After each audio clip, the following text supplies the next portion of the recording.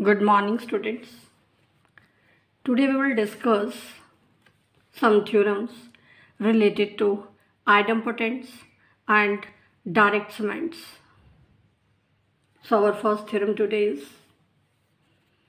R is a commutative ring with unity and I is finitely generated ideal of the ring R with I square is equal to I.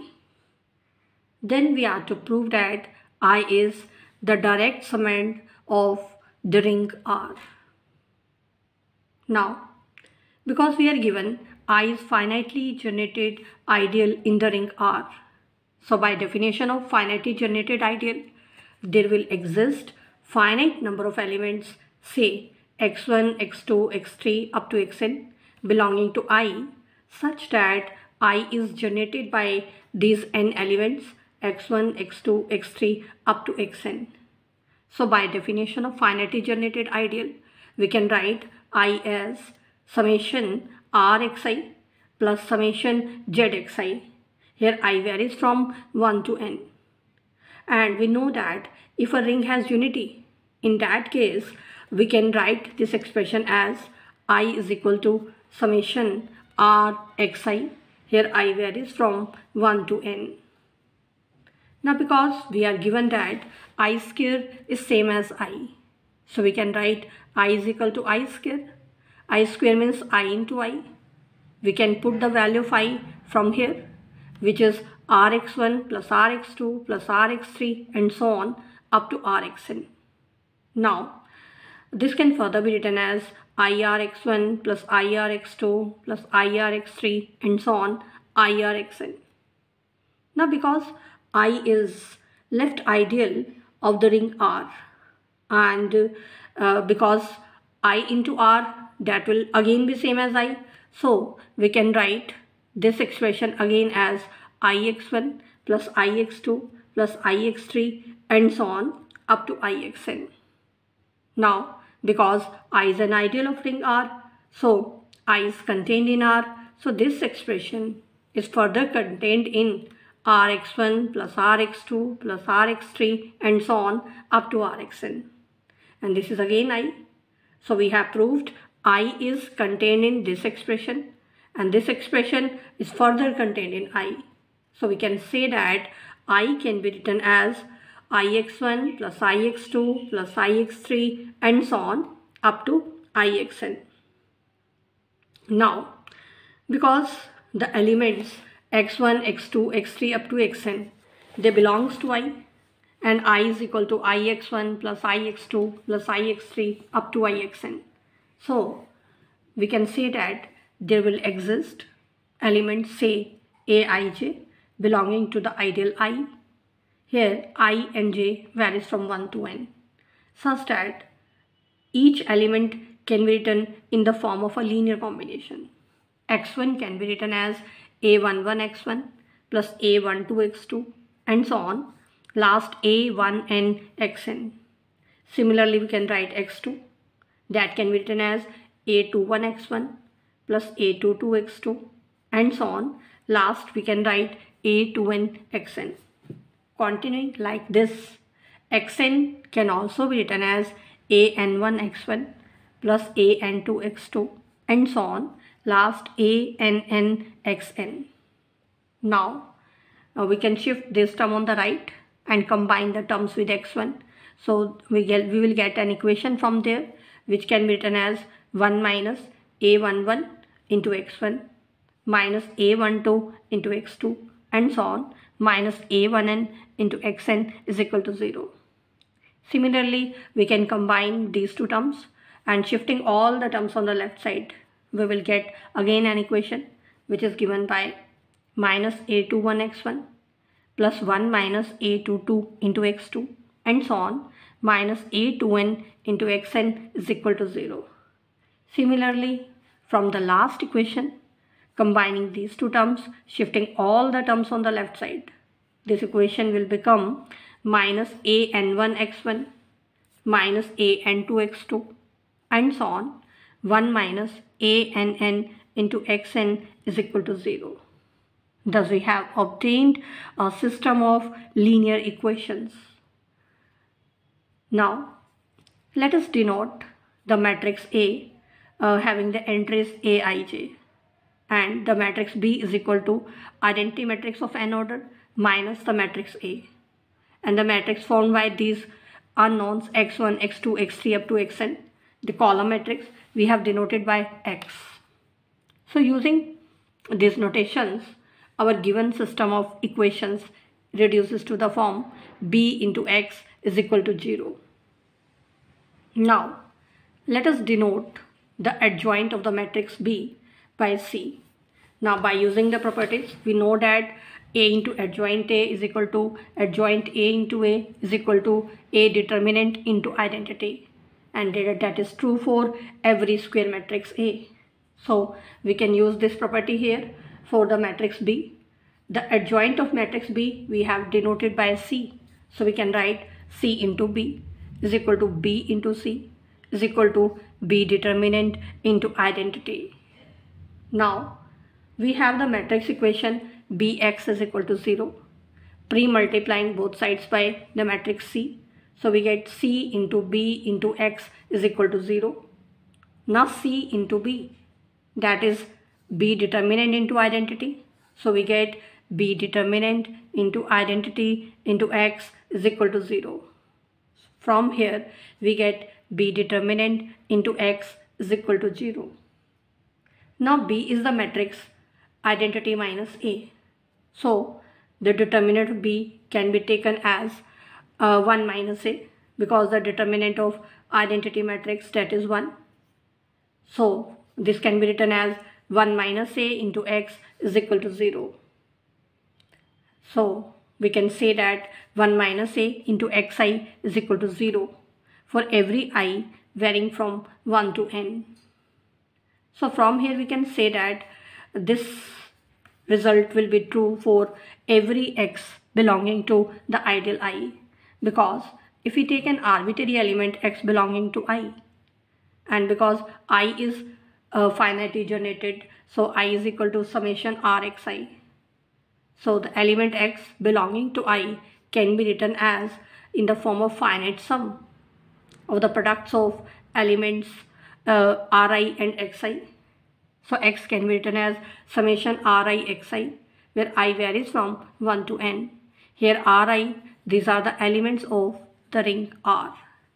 So if we find 1 minus A into x, that will become summation 1 minus A into Ri Xi. I varies from 1 to n. Now this can further be written as summation Ri into 1 minus A into Xi. Now from here 1 minus A into Xi, that is 0. So we have obtained 1 minus A into x is equal to 0. And this is true for every x belonging to I. And so we can say that x is equal to Ax for every x belonging to the ideal I. Now because this is true for every element x belonging to I, so in particular we can apply it for A also, because A is the element of ideal I. So from here, replacing x by A, we get A is equal to A square. So we can say that A is an idempotent. Now also again from here, because x is equal to Ax for every x belonging to I, and therefore we can say that I is contained in Ia, and Ia, that is contained in Ra, because I is an ideal of R, and Ra, that is again contained in I. So from here we can say that I is contained in Ra and Ra is contained in I. So we can say I is equal to Ra. It means I is generated by the element A. Now let us take B is equal to 1 minus A and an ideal of R denoted by J, which is generated by B. Now because we are to prove that I is direct summand of R, so we are to prove that I R is equal to I direct sum J. For this, we will have to prove two conditions. First of all, we will have to check that R is the linear sum of I and J. To prove this, let us take A plus B. Now, A plus B is 1 minus A, so that will become 1. 1 means unity of the ring R. Now, to prove R is contained in I plus J, let us take an arbitrary element R belonging to the ring R. Now R can be written as R into unity. Putting the value of unity element, this will become R into A plus B, means RA plus RB. Now because I is generated by A, so R into A belongs to I. J is generated by B, so R into B belongs to the ideal J. So we have proved the element R belonging to the ring R is belonging to I plus J. So we have proved R is contained in I plus J. Now I and J are ideals of the ring R. So I plus J, that will also be an ideal of ring R. So I plus J is contained in R. So from here we have proved that R is equal to I plus J. Now it remains to prove that I intersection J, that is 0. In order to prove this, let us take an arbitrary element X belonging to I intersection J.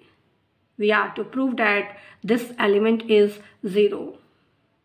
Now, because X belongs to the intersection of I and J, so X belongs to I as well as X belongs to J. Now because X belongs to I and I is generated by A, so X can be written as X1 into A, where X1 is an element of ring R. And also from here, because X belongs to J and J is generated by B, so X can be written as some element of ring R into B. That element we have taken as X2.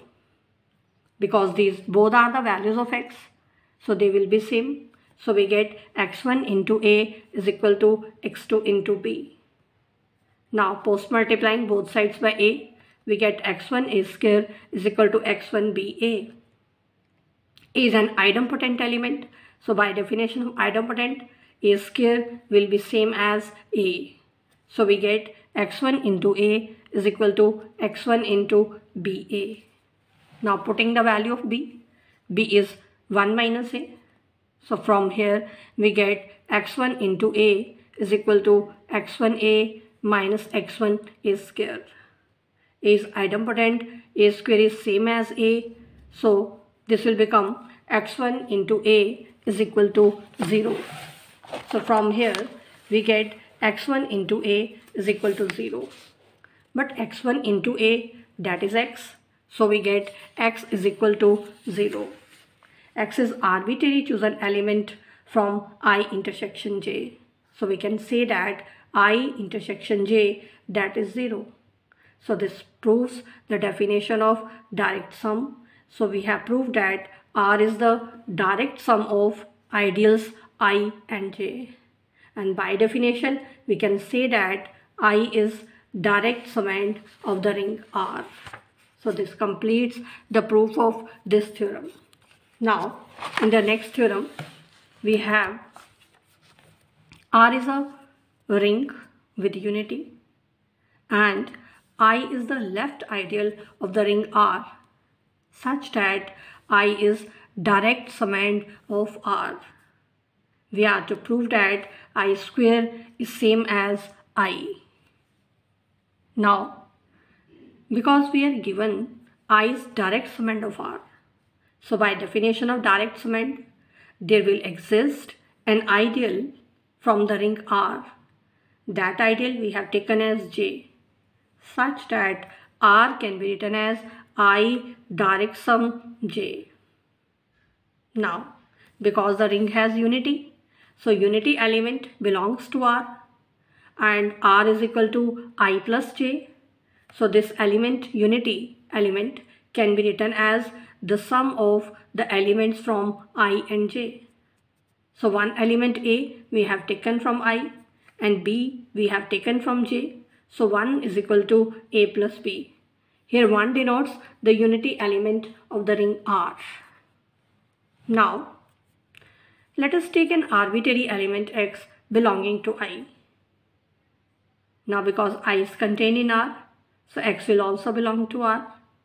Now X can be written as X into unity element.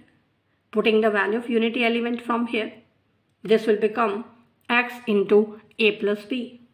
So that will be XA plus XB. So from here we get X minus XA is equal to XB. Now because J is an ideal of the ring R, that is a left ideal, so the element X into B belongs to J. And I is also left ideal of the ring R, so X minus XA that belongs to I, because both X and XA belongs to I. So their difference will also be an element of I.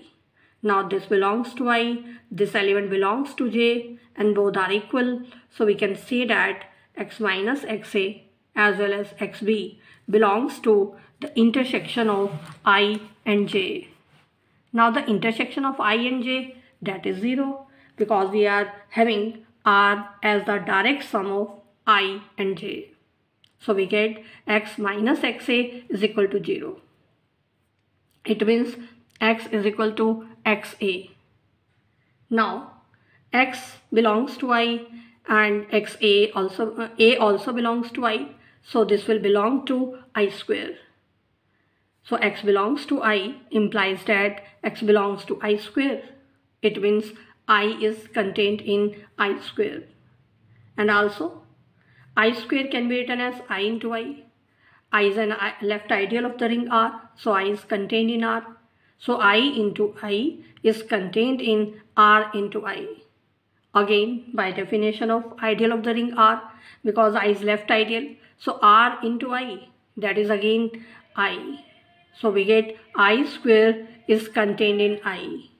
I is contained in I square is contained in I. So from here we can say that I square is same as I. Now next we discuss another theorem related to idempotence. R is an integral domain and E is an idempotent in R. Then we have to prove that either E is zero element of the ring or unity element of the ring.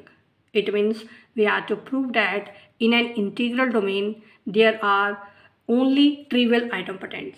There is no non-trivial idempotent in an integral domain.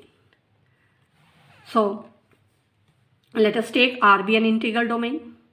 Now zero element and unity element. Is unity element if the ring will have, in that case, that will also be an idempotent. So 0 and 1. These are the trivial idempotents in the ring R. Now let us take E be not equal to 0 and this be an idempotent in the ring R. We have to prove that E is the unity element of R. Now there are two possibilities. Either the ring R has unity or it may not have unity element. So we'll discuss it in the two cases. Let us take the first case when the ring R has unity. Now because E is an idempotent, so by definition of idempotent, E square will be same as E. So E square minus E is equal to 0. So from here we can say that E into E minus 1 is equal to 0. Now because R is an integral domain, that is without zero divisors. So if the product of two elements is 0, either the first will be 0 or second will be 0. So from here we get either E is equal to 0 or E is equal to 1. But E is not equal to 0, so we get E is equal to 1 in this case. Now let us take the second case when the ring don't have unity. Unity element does not belong to R. Now let us take A belonging to the ring R. Now A minus AE and A minus EA both belongs to the ring R. Now let us find A minus AE into E. This can be written as AE minus AE square. E is idempotent, E square is same as E, so this will become AE minus AE, that will be 0. So we have obtained A minus AE into E is equal to 0. R is an integral domain, so that is a ring without zero dividers. So if the product of two elements is 0, either this will be 0 or E will be 0. But E is not equal to 0, we have taken. So A minus AE is equal to 0. So from here we get A is equal to AE. In the same way you can prove E into A minus EA is equal to 0. And again, because E is non-zero, so A minus EA is equal to 0. So we get A is equal to EA. Now from equation 1 and equation 2, we can say that A is equal to AE is equal to EA. So by definition, E is the multiplicative identity of the ring R. And multiplicative identity of the ring R we have denoted by 1. So we can say that E is equal to 1. But this is a contradiction because we have already considered that the ring does not have unity in this case. So this contradiction proves that E is equal to 0. So in both cases we get only two idempotents, either zero element or unity element. So this proves that an integral domain cannot have non-trivial idempotents. So this completes the proof of this theorem.